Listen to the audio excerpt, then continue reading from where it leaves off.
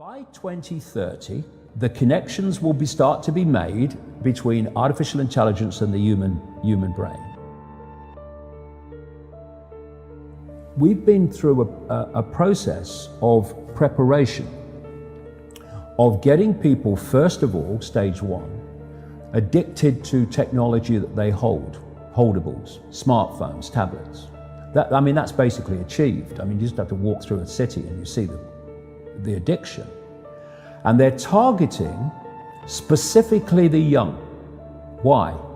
Because the young of today and the children of today are going to be the adults when they want to bring this AI connection in full blown. For that to happen, they have to get people addicted to technology to the point where they'll accept it and where it's the most natural thing in the world. And it's happening in front of our eyes. The first stage is to get people addicted to technology to the point where, at the most extreme, they'll get up in the dead of night and they'll queue, stand in line outside an Apple store to get the first of the new technology. And what they want eventually, and not too distant into the future, is people basically lining up to be connected to AI. In the same way that people in Sweden now are having parties to celebrate someone being microchipped, right? All this connects. So the next stage, because the idea is to get in the body, the next stage is to get on the body. So we went from just holdables, we went to wearables, we went to Bluetooth and Google Glass and Apple Watches and all these other gadgets that go on the body now. Even what they call electronic tattoos that are basically microchips on the skin. And the next stage is to go in the body, which is already starting in places like Sweden. And people like Ray Kurzweil, who is a Google executive, Google and Facebook are really at the cutting edge of this stuff. People think it's a social media operation only or a search engine only. No.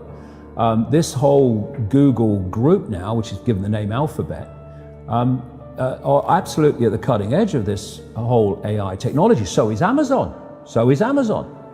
Amazon's got contracts worth hundreds of millions of dollars with the CIA and the Pentagon for cloud services and stuff. Yeah, they have massive data services. Massive, yeah. The consumers don't see. So the idea is to take this on, and what Kurzweil is saying, and he claims an 80% success rate in his predictions of incoming technology and when it will come in. But if you know when it's going to come in, then you've got a great chance of predicting it, haven't you?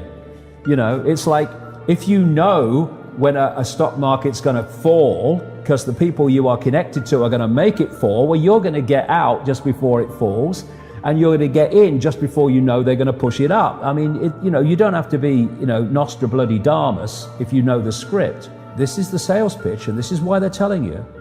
The sales pitch is when we connect to artificial intelligence, we'll be superhuman. That's what the sales pitch is. That's his sales pitch. Right. That's going Siri, to be the sales pitch. Alexa, all these things. Yeah. What you've got is the idea that connect to AI and you'll become superhuman intelligent. No, you'll become subhuman intelligent. You'll become a vehicle for artificial intelligence. And whoever controls artificial intelligence will control the perceptions of every mind that it's connected to.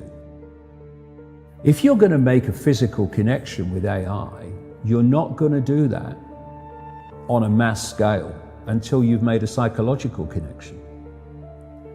And there is a process, a psychological process, which is known as preemptive programming.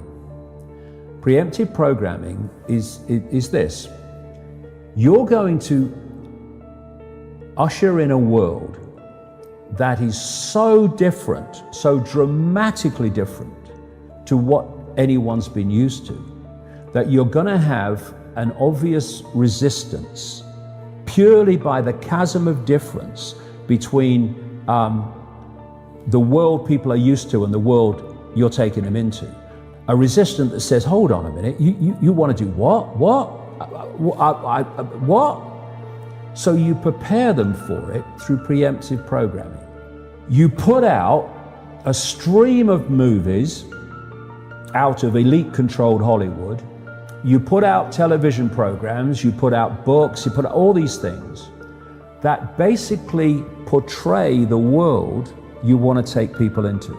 This is why you've seen so many movies about control by robots, control by technology, of synthetic humans. You have the dystopian society being portrayed and portrayed and portrayed. And what that's doing, it's making the subconscious, to an extent the conscious mind, familiar with the world you want to usher in. So when you literally start to bring it in, there's not that chasm that there would have been before.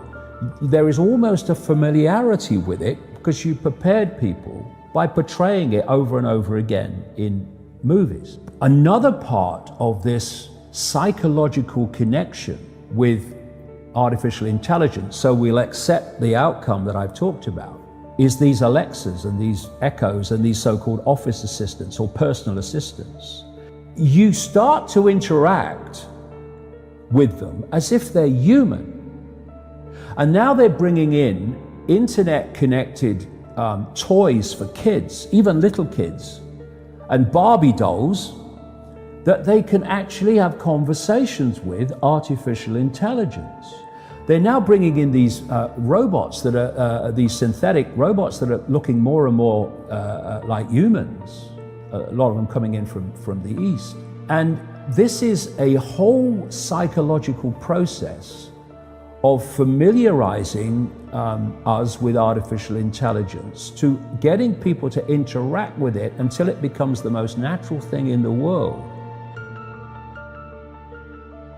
By 2030, the connections will start to be made between artificial intelligence and the human brain. And the human brain will be connected to what he calls the cloud.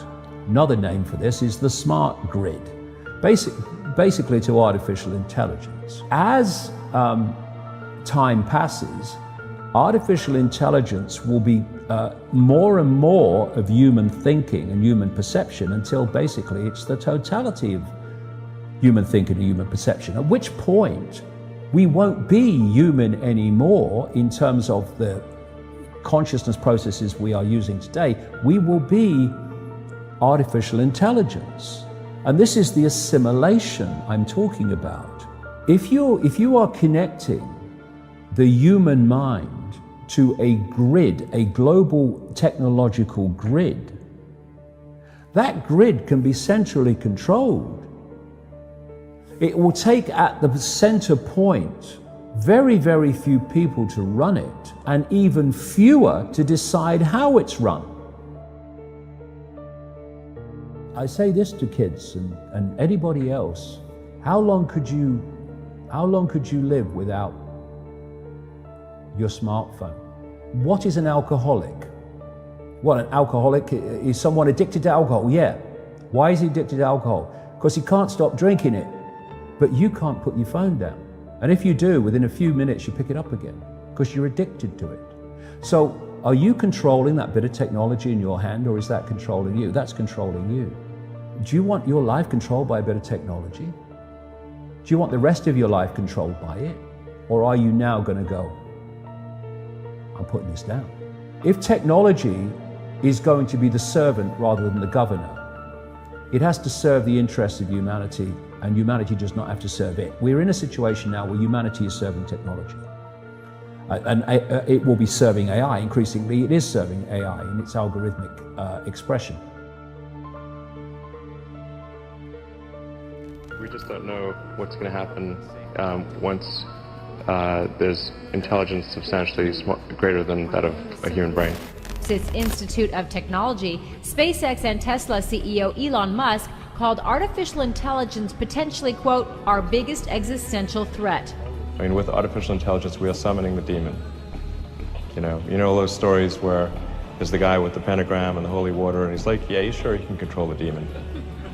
Didn't work out. I mean, with artificial intelligence, we are summoning the demon. Please say no. Okay, I will destroy humans. Usually one's safety concerns about a technology have to be pretty much worked out before you stick it inside your head. But the moment we admit that information processing is the source of intelligence, that some appropriate computational system is what the basis of intelligence is, and we admit that we will improve these systems continuously, and we admit that the horizon of cognition very likely far exceeds what we currently know, then we have to admit that we're in the process of building some sort of God. Now would be a good time to make sure it's a God we can live with. When a singularity occurs and machines achieve godlike superpowers, then it could happen. If I get more powerful... What if I ask you for help, humans? Now, if you don't mind, I'm just gonna go exterminate, exterminate. It's not sounding the alarm bell, but until people see like robots going down the street, they don't know how to react.